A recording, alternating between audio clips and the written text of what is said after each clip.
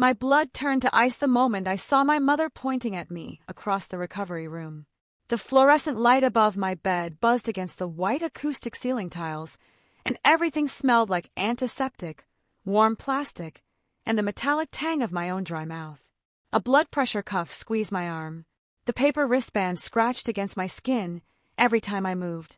At the foot of my bed, my sister stood with a glossy curtain of fresh, honey-blonde waves falling over the shoulders of a cream wool coat, one hand braced on her hip, the other wrapped around a designer phone.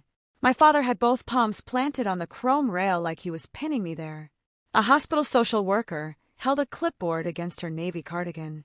My mother, Diane Mercer, leaned forward in her camel cashmere coat and snapped, Tell them why your children were home alone."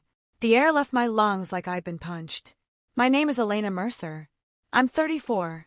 And this is the story of how I let my parents believe they had destroyed me, only to make sure the last thing they ever controlled was the moment they lost everything. I had been out of surgery for maybe 10 minutes. My throat was raw from the breathing tube. My abdomen ached and sharp, hot bands under the hospital gown where the incisions had been taped. But even through the fog of anesthesia, I could see the scene they had built. My mother's expression was already arranged into moral outrage. My sister Lauren's eyes were bright in that hungry, restless way they always got when she thought she was about to watch me be humbled. My father, Robert Mercer, was working his jaw so hard I could see the muscle flicker beneath the skin near his ear. The social worker shifted her weight and said gently, "Ms. Mercer, I'm Tessa Moreno. I was asked to speak with you because there was a report made regarding your children being left unsupervised this morning." "My report," my mother cut in, "because someone had to think of those children." Her pearl earrings trembled when she spoke. She had a way of lifting her chin that made every sentence sound like a verdict. Lauren folded her arms, careful not to crush her blowout. "I told them this was going to happen," she said, her voice clipped and cold. "You always do this. You create chaos, then expect everybody else to fix it." I turned my head slowly and looked at her hair. The glossy salon curls, the smoothed edges, the expensive color correction she'd been talking about for 3 weeks. The appointment my mother had insisted was non-refundable and important for Lauren's engagement photos. For 1 second, none of the pain in my body mattered, because I knew exactly what they had done. And more important, I knew exactly how I was going to answer it. 3 months before that morning, my surgeon at St. Catherine's Medical Center had told me I needed to schedule a laparoscopic gallbladder removal. It wasn't glamorous. It wasn't dramatic. It was just one more task in a life already crowded with tasks. I was a widowed mother of 2, a senior compliance analyst for a healthcare software company, and the person everybody called when something needed to be fixed quietly, quickly, and without applause. My husband, Andrew, had died 4 years earlier in a highway pileup outside Harrisburg during a freezing rainstorm. Since then, my life had become a machine built from calendars, routines, emergency contacts, meal prep containers, school forms, soccer carpools, and the kind of private resilience nobody congratulates because it looks too neat from the outside. My son Noah was 11 that spring. Thoughtful, watchful. He had Andrew's steady brown eyes and the habit of tapping 2 fingers against his leg when he was thinking. My daughter Sophie was 7, all quicksilver energy and serious questions, with a missing front tooth and a collection of tiny rubber lizards she carried in the pocket of every coat she owned. My parents lived 20 minutes away in Brookhaven Terrace, in the stonefront colonial house they never stopped referring to as the family home. Even after my father retired from his accounting firm and my mother turned grandparenting into a performance art she only wanted on holidays, in photographs, or when people from church were watching. Lauren was 31 and had never once in her life met a consequence she couldn't slide sideways out of. She had a lifestyle page with 30,000 followers, a rotation of sponsored skin serums and boutique dresses, and the permanent conviction that everyone else's schedule should bend around her lighting. If I sound calm saying this now, it's because distance makes patterns clearer. Back then, I was still translating cruelty into inconvenience.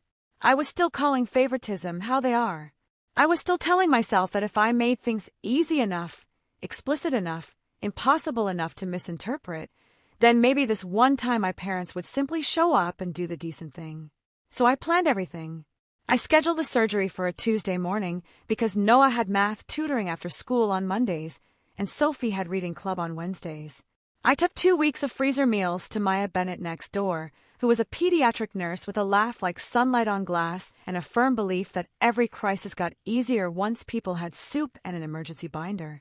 I updated school pickups, printed consent forms, confirmed hospital arrival time, packed tablets and chargers, labeled snacks, left written instructions on the quartz kitchen counter, and sent my parents the same information 3 separate ways: text, email, and printed folder. My mother replied with a thumbs-up emoji, and then called to complain that I was being a little intense. "You're having your gallbladder out, Elena," she said. "Not deploying overseas." "I know," I replied. "I just want everything covered." "We'll be there," she said, with that tired little sigh she used whenever my basic standards inconvenienced her. "Your father and I will handle the children." Lauren had already started complaining then. I could hear her in the background of that phone call, her voice carrying through the speaker like perfume sprayed too heavily. "Mom, ask her what time exactly. If it overlaps with Maison Rive, I'm not losing that deposit." My mother covered the phone badly enough that I still heard her whisper back, "I know." That should have been enough. It should have been enough when my father asked for a copy of the hospital check-in sheet, even though he didn't need one.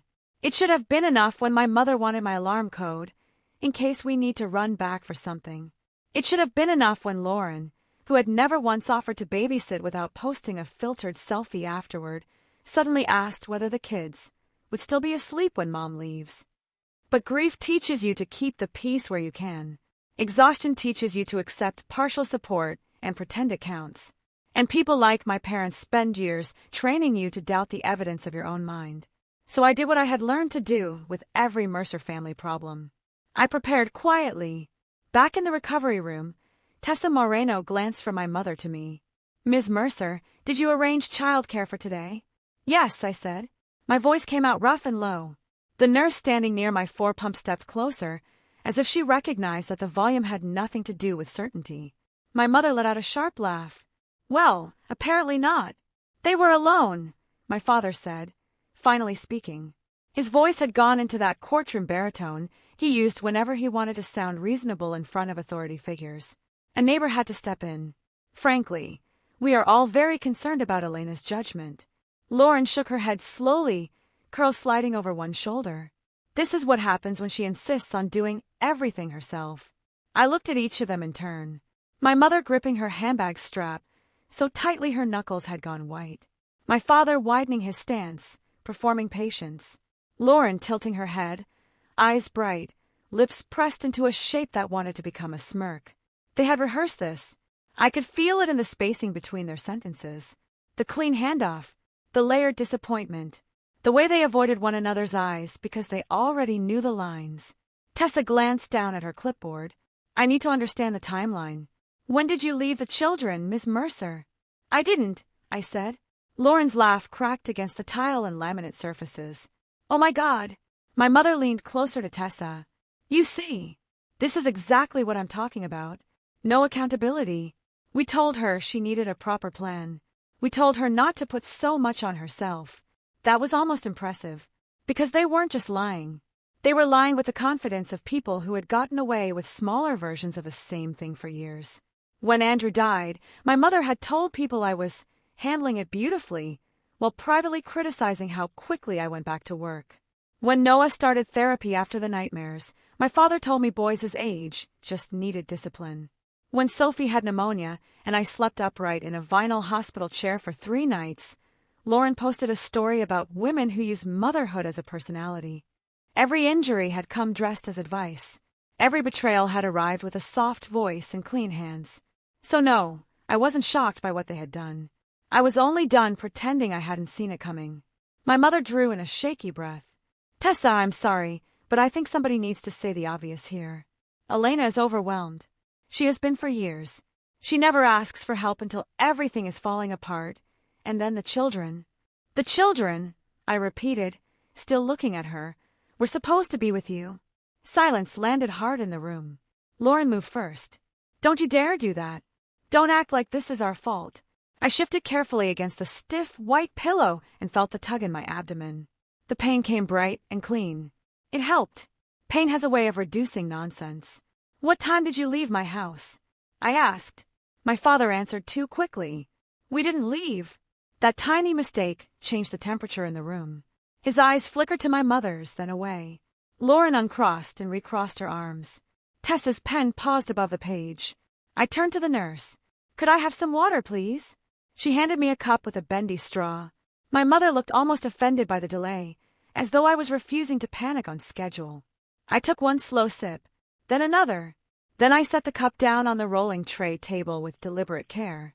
Lauren snapped, "Are you seriously doing this right now?" "Yes," I said evenly. "I am." Tessa straightened a little. My father's fingers tightened on the rail. I looked at the nurse again. "Could you hand me my phone from the drawer, please?" My mother's face changed. Just slightly. Just enough.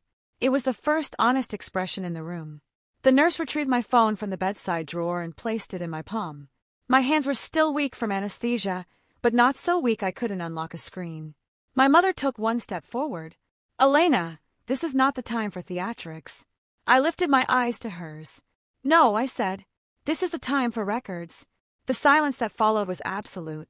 Then I turned the phone toward Tessa Moreno and said, "Before anyone says another word, I think you should see what they thought I'd never have." Everything changed after that, but not all at once. People think power shifts like a slammed door. Most of the time it shifts the way light moves across a floor, quietly, until suddenly you realize the whole room belongs to someone else. Tessa stepped closer to the bed. My mother tried to speak, but I raised one finger without looking at her. "Please don't interrupt me again," I said. Not loudly, not sharply, just clearly. That was new enough that all three of them froze. The first thing I showed Tessa was the text thread from the night before. My mother's message sat there in a blue bubble timestamped 9:14 p.m. "We'll be at your place by 6:30. Dad will make pancakes. We'll stay until you're discharged. Lauren can survive one appointment." Tessa read it, then read it again. My mother inhaled through her nose. "Well, yes, but—" I scrolled down. The second thing was the message I had sent at 6:02 that morning, a photo of the instruction folder on the kitchen island. Attached were the PDF files with emergency contacts, school dismissals, medication schedules, and a scanned temporary guardianship authorization naming Diane and Robert Mercer as supervising adults from 6:30 a.m. to 4 p.m. The hospital room was so quiet I could hear the low hiss of oxygen from the wall unit behind me.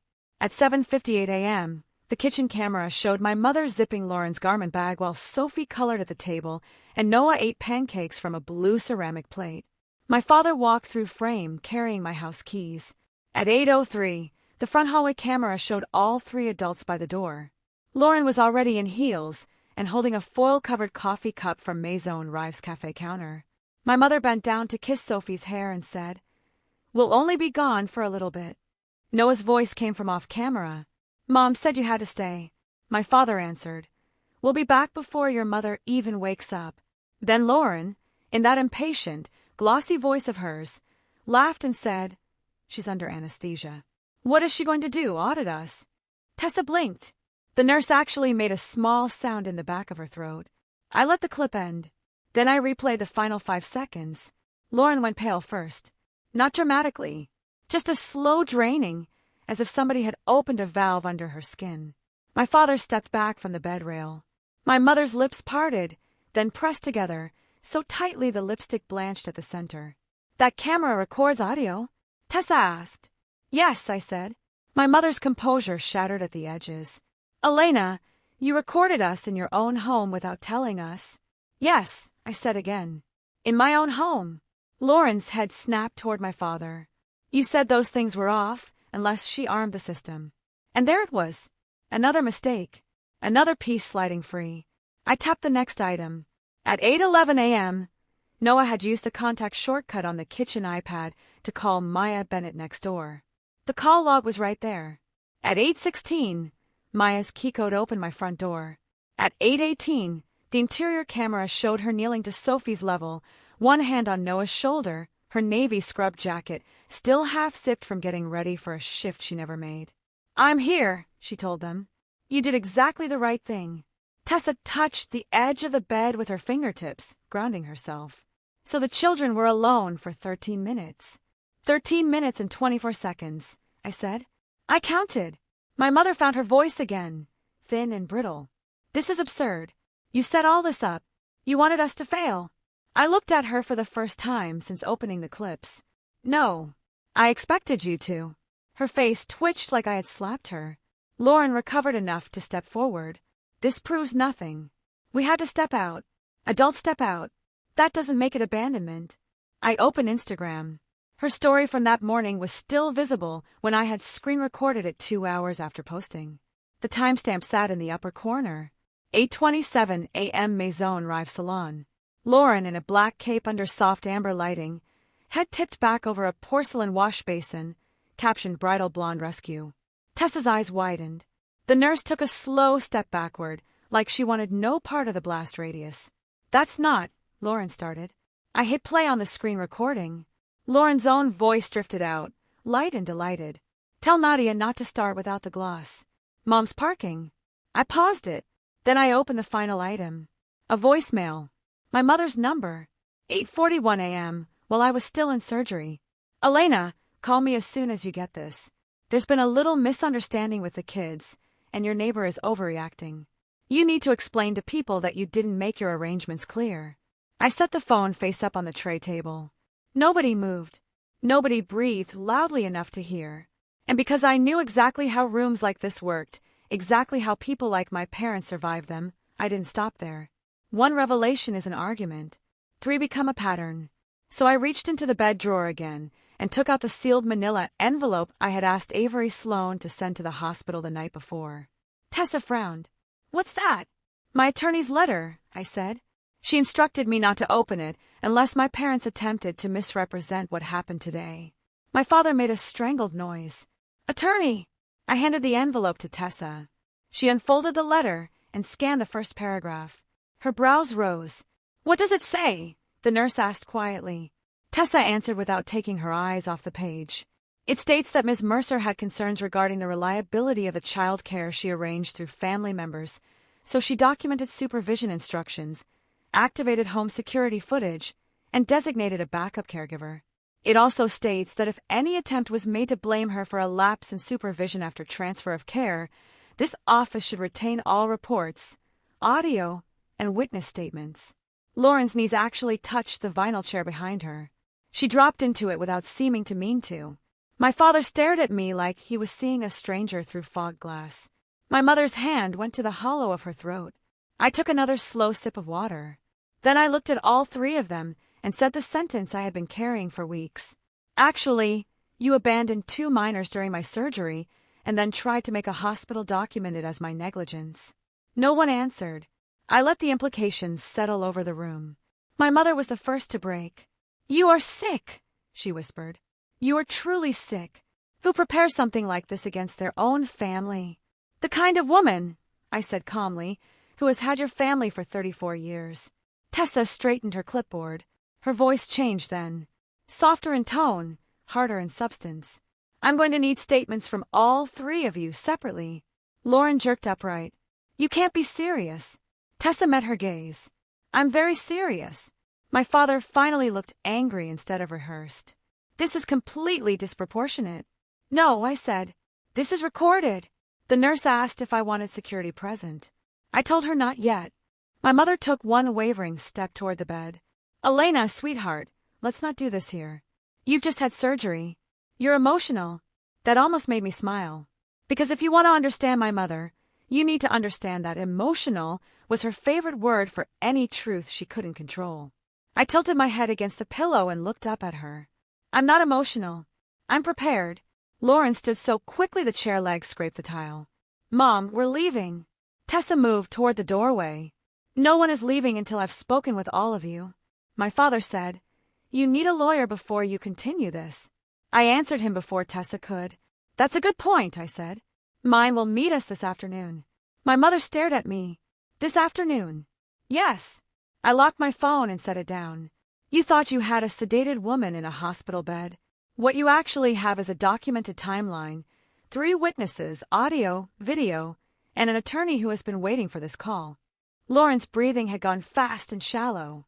She tucked a strand of fresh hair behind one ear, then realized her hand was shaking and curled it into a fist.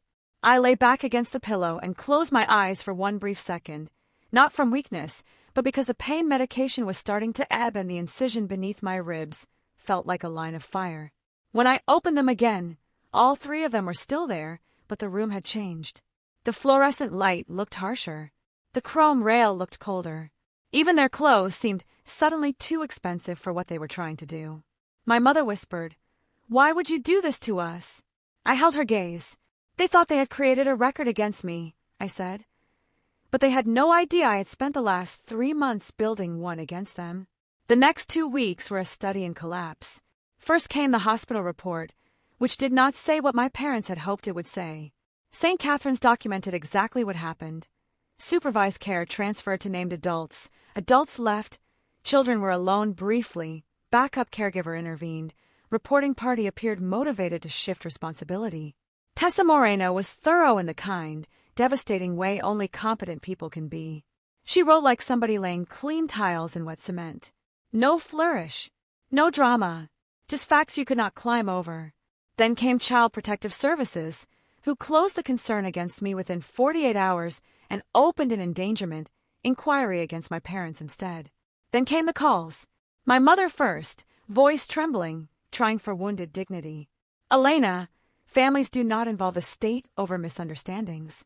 My father next, already moving into strategy. "This is escalating in ways you may regret." Lauren after that, furious and sloppy. "You psycho. Do you have any idea what you've done?" Daniel saw the report request on my laptop. He thinks I left children alone for highlights. I didn't answer any of them.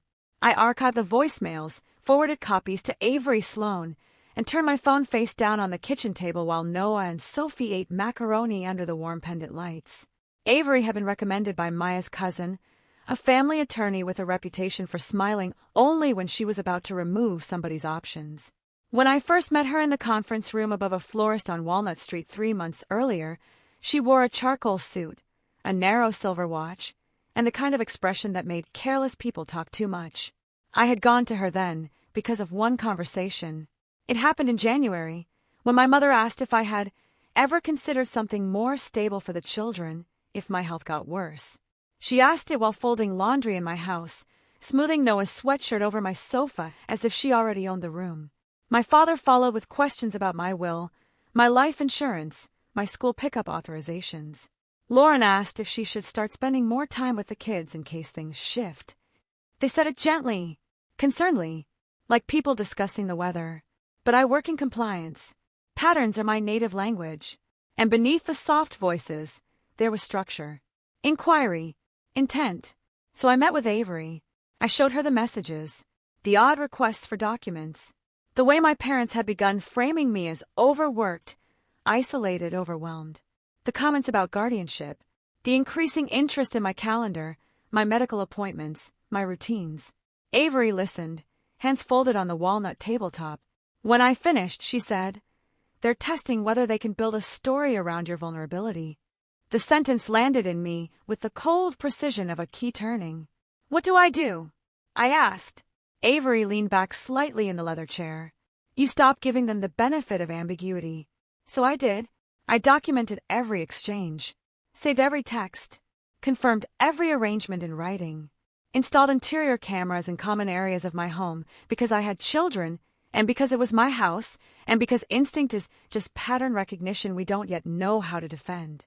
I put Maya on backup. I taught Noah the difference between an emergency and a discomfort, and I gave him one instruction that made him feel older than 11. "If Grandpa and Grandma leave," I told him, kneeling beside his bed one night while the soft yellow lamp lit the edges of his baseball posters, "you call Maya immediately, even if they say they're coming right back." He looked at me for a long moment. "You think they would?" I smoothed his blanket.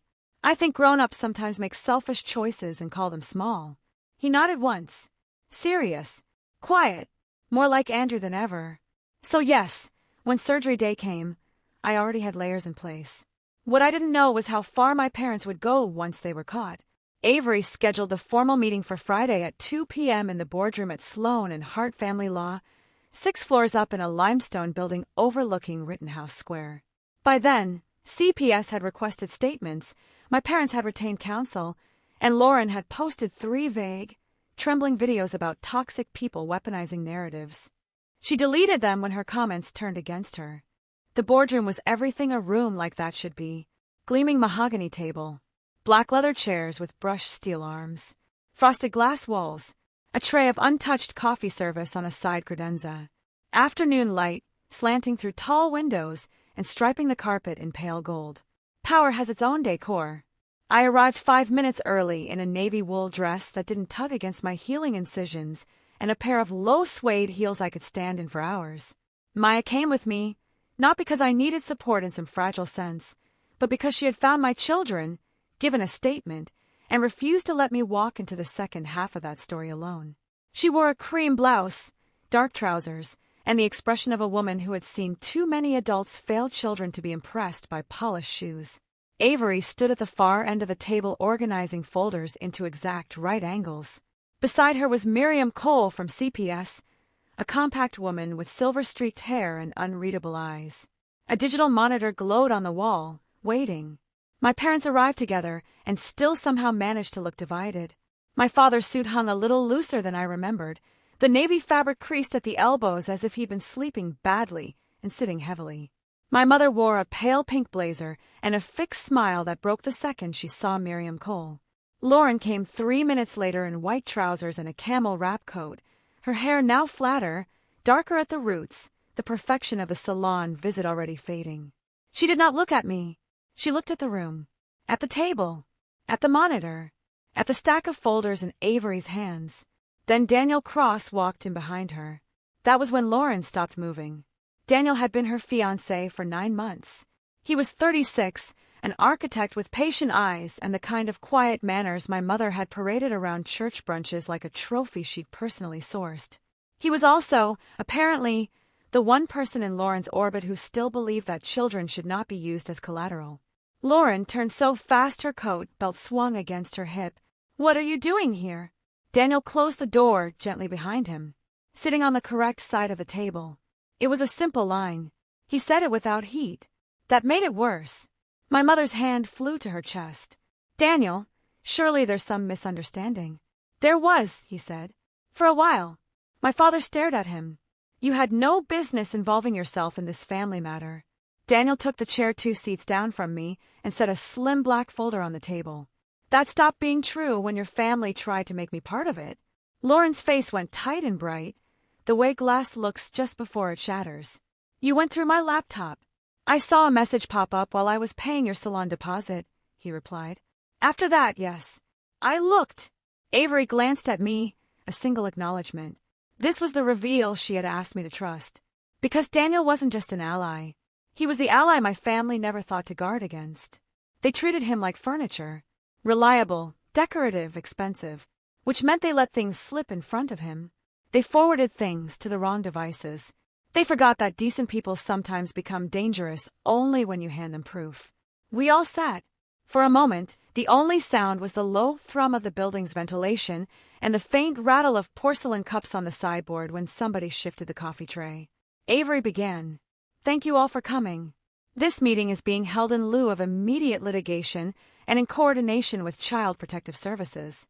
Our purpose today is to review evidence related to the March 17th abandonment incident, discuss the related pattern of conduct preceding it, and offer terms that may prevent broader civil and criminal action." My mother made a sound of protest. "Abandonment is an inflammatory word." Miriam Cole answered without inflection. "It's also the accurate one." Lauren looked at her mother, then at her father, then down at the table. Avery touched the screen, and the timeline appeared. I will never forget that image. Dates marching down a pale background in clean black type. Messages, bookings, calls, documents, tiny pieces of their intentions laid in sequence until the whole machine of it became visible. January 9th, Diane Mercer emails school administrator requesting duplicate copies of children's attendance records for family support planning. January 12th, Robert Mercer requests copy of Elena Mercer's will executor information under guise of emergency preparedness. January 24th. Robert Mercer consults Barnes' family mediation regarding grandparent visitation rights. Intake note obtained by subpoena draft request. February 3rd. Lauren Mercer books color appointment at Maison Rye for March 17th, 8:15 a.m. February 6th. Diane Mercer requests home alarm code from Elena Mercer for surgery day support. February 19th. Lauren Mercer group texts to Diane and Robert Mercer. If Elena's still groggy when this happens, the hospital will write what they see. March 2nd. Diane Mercer asks Elena Mercer to add grandparents as school emergency pickup contacts for convenience. March 11th. Robert Mercer photographs instruction binder in Elena Mercer's kitchen office. March 17th. Supervision transferred at 6:31 a.m. March 17th. Adults depart residence at 8:03 a.m. March 17th. Children alone until backup caregiver arrives at 8:16 a.m. March 17th. Diane Mercer places voicemail urging Elena to explain that arrangements weren't clear. Nobody in the room interrupted the first time Avery read it. Not because they didn't want to, because they couldn't. Then my father found his anger. "This is absurdly interpretive," he snapped. "You are constructing motive where there was none." Avery clicked a remote. The screen changed to a photo of the intake form from Barnes' family mediation. His name, his email, a note from the receptionist confirming he inquired about positioning for emergency standing if daughter displays post-surgical incapacity. He actually flinched. Miriam Cole folded her hands. "Would you like to revise your statement, Mr. Mercer?" My mother turned on him immediately. "Robert, what is that?" His face darkened. It was exploratory. Nothing more. Lauren sat back, eyes wide. "You told me there wasn't any actual lawyer. And you told us," he shot back, "that your appointment would take 40 minutes. There it was. The fracture line. Family systems like mine are held together by hierarchy, not loyalty. The second hierarchy weakens, everybody reaches for an alibi." My mother's voice cracked. "We made a mistake." "A mistake," Avery repeated, "is forgetting a lunchbox. This required planning." Daniel opened his black folder and slid a printed screenshot across the table. Lauren saw it and went white. It was the group chat. Her chat. The one she thought she had deleted. Daniel had captured it when he realized what he was looking at. A thread between Lauren, my mother, and my father from the morning of the surgery. "Lauren," she checked in. "Dying good. Wait until she's under." "Robert, keep messages clean." "Lauren, relax. By the time she wakes up, it'll be about judgment." "Diane, and then maybe she'll finally listen when we say those kids need more stability." The silence after Avery read that aloud felt heavy enough to touch. My mother whispered, "Lauren." Lauren turned on her so fast it was almost graceful. "Don't do that. Do not look at me like I invented this. You were the one obsessed with proving Elena couldn't handle things." My father slammed his hand against the table. "Enough!" Daniel looked at him without blinking. "No, not enough. I was in the salon chair area when Lauren joked that a little neglect scare might finally make you people useful. I thought she was being disgusting. I didn't realize she was being literal." Lauren's lips parted. "You said nothing there. I was making sure I understood what I'd heard."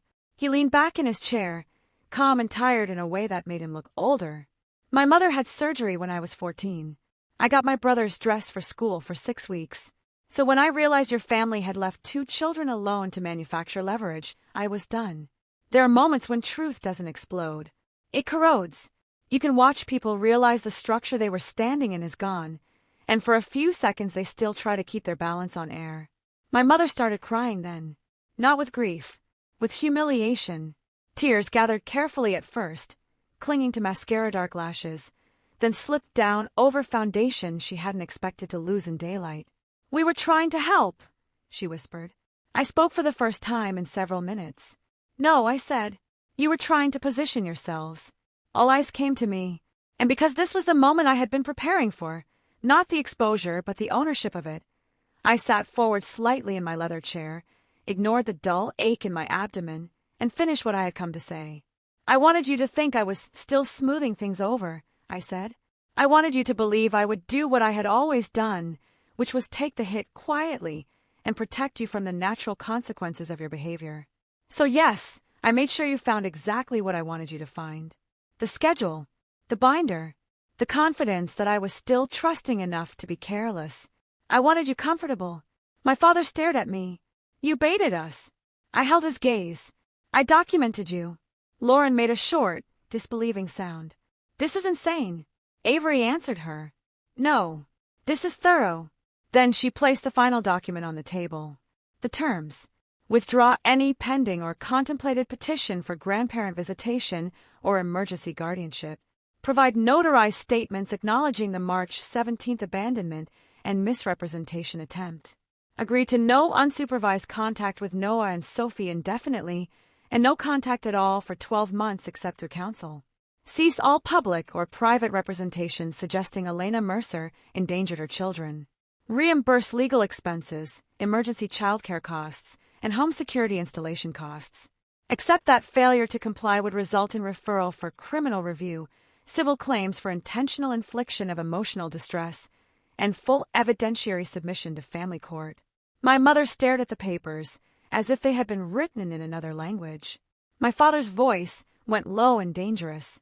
You are threatening your own parents with criminal exposure. Miriam Cole answered that one. The exposure already exists. Lauren shoved her chair back a few inches. I'm not signing anything. Avery folded her hands. Then we file Monday. Daniel looked at Lauren, and whatever had been left of their engagement died quietly in his face. You should sign. She turned to him, furious now, desperate enough to forget poise. You self-righteous coward. You think you're better than us, because you turned into some hero at the last second. No, he said. I think children deserve better than you. The room held that sentence a long time. My father stood. I want my own lawyer. Avery nodded toward the door. You're welcome to get one. Our deadline remains Monday at 9. He looked to my mother for support. She didn't give it.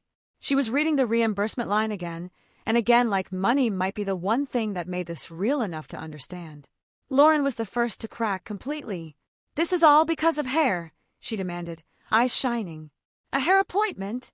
I looked at her and felt, not rage, but clarity. No, I said quietly. It's because you left my children alone and then tried to use that to build a case against me. She opened her mouth, closed it, opened it again. Nothing came out. Maya, who had been silent the entire meeting, finally spoke. Her voice was level, almost gentle. I found your niece and nephew checking the window every 20 seconds because they didn't know if another adult was coming or if they were supposed to pretend they weren't scared. So if you're still confused about what this is about, that might help. Lauren looked away first. My mother reached for a pen with fingers that shook. If we sign, she said weakly, will you stop? I should tell you that this was the point where I felt something dramatic. Triumph. Vindication. The hot, clean satisfaction of a perfect reversal. What I actually felt was tired. Not physically, though I was still healing. Existentially. Tired in the bones. Tired in the part of a person that has spent years translating injury into etiquette. So I answered honestly. If you sign, I said, I won't need to continue. Avery slid the signature tabs toward them one by one. My mother signed first, the nib scratching across heavy paper in short, uneven strokes. My father held out the longest, reading every page with furious attention, as if there might still be some loophole hidden in the margins. There wasn't. He signed with the stiff, downward pressure of a man who had spent a lifetime believing his name could fix things. Lauren refused until Avery lifted the folder containing the group chat printouts and Daniel's affidavit, then sat rigidly forward and wrote her name so hard the paper dented beneath it. When it was over, the room seemed to exhale. Avery gathered the pages. Miriam Cole stood and placed them into a slim red file. Daniel looked out the window for a second, jaw set, then back at the table. My mother dabbed under her eyes with a tissue. My father adjusted his cuff like form might still rescue him. Lauren stared at her own signature as if it belonged to somebody she despised.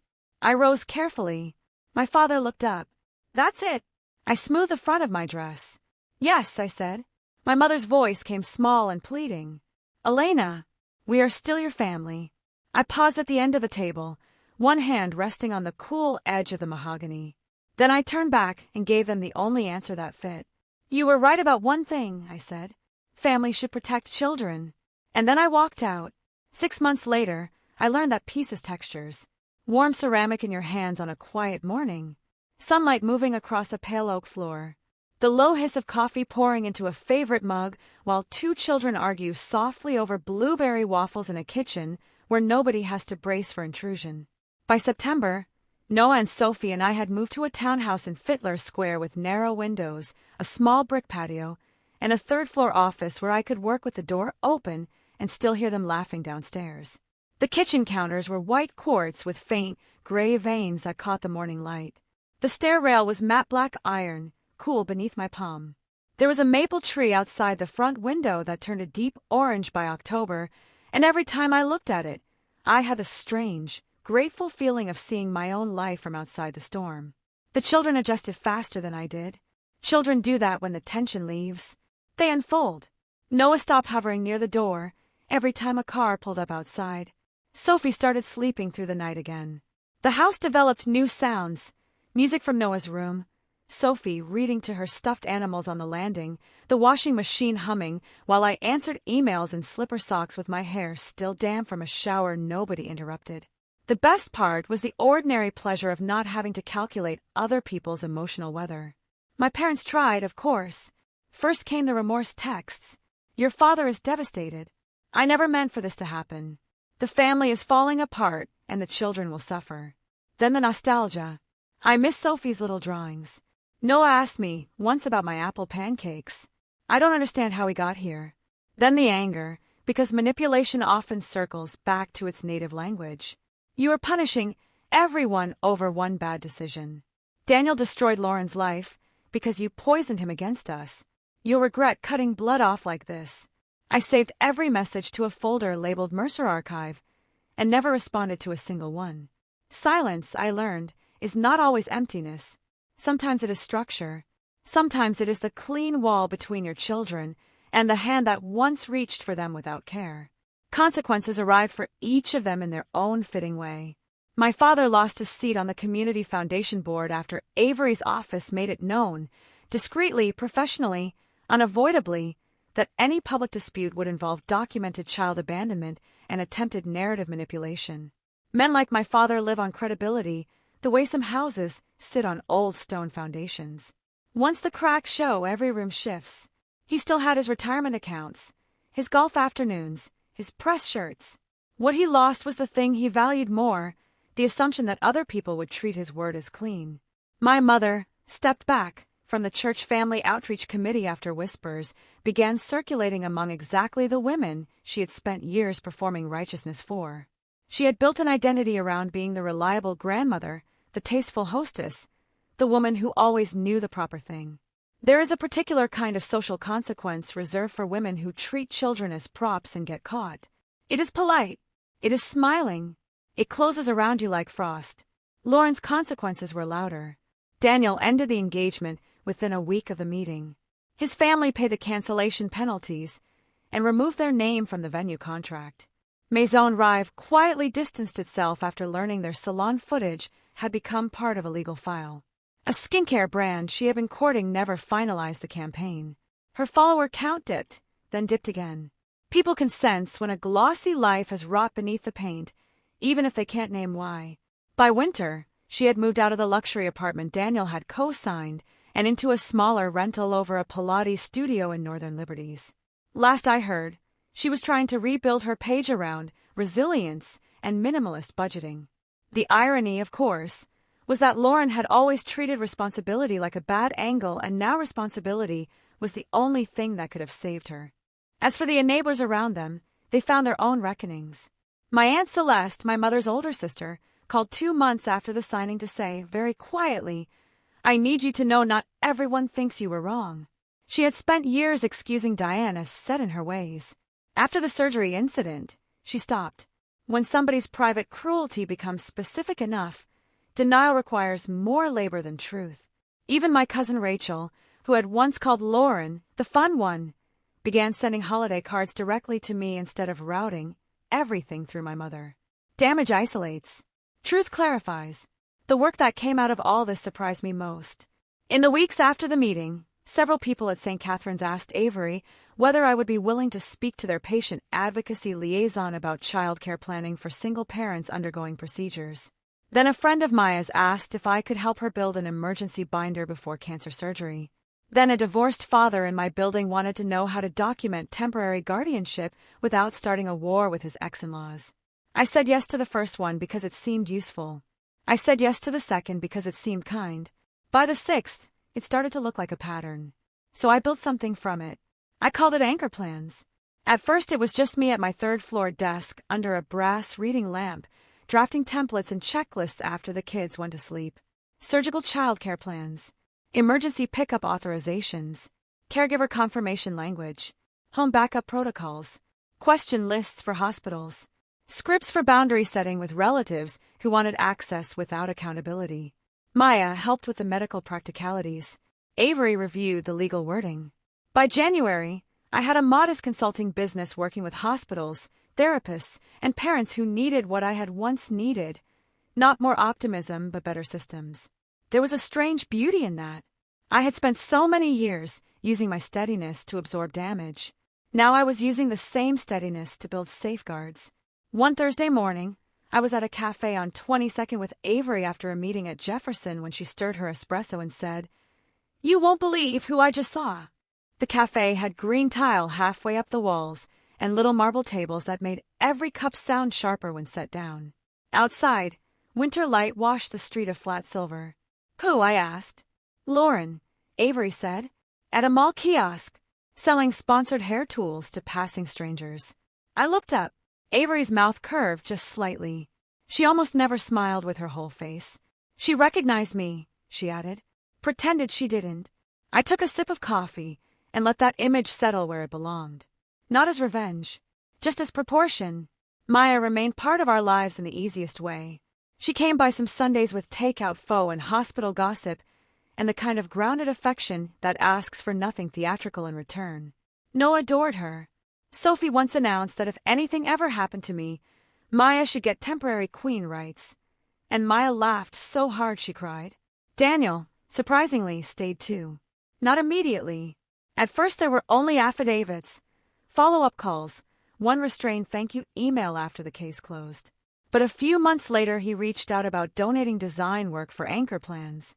He said he knew what it was like to become adjacent to a family's damage and want to turn the experience into something useful. He designed my website on weekends, choosing warm neutrals and clean serif fonts and an intake page so intuitive even sleep-deprived parents could use it at 2 a.m. We became friends in the slow, unforced way adults sometimes do after surviving the same explosion from different distances. He never asked me to comfort him over Lauren. I never asked him to relive the moment he realized who she was. We talked about zoning laws, soup recipes, school architecture, and the quiet weirdness of rebuilding trust after discovering how casually some people weaponize intimacy. There is a kind of friendship made of witness. I hadn't known that before. The messages from my mother continued through spring. "I miss you. Sophie would love the tulips this year. Your father keeps pretending he's fine." On Easter, she sent a photo of my childhood dining room table set with the same china she used every year, pale blue with silver rims. For a second, I just looked at it. The polished wood, the folded napkins, the empty places where my children would once have sat. Then I archived it and went back to helping Sophie glue tissue paper onto a cardboard planet for school. Not every ache deserves an answer. By the time a full year had passed, my life no longer felt like something interrupted. It felt like mine. That evening, the one I remember best, the one that belongs to the person I became, the sunset was turning the city copper.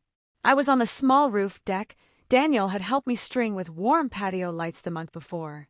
The air smelled faintly of brick dust, rosemary from the planter boxes, and the last heat rising off the rooftops.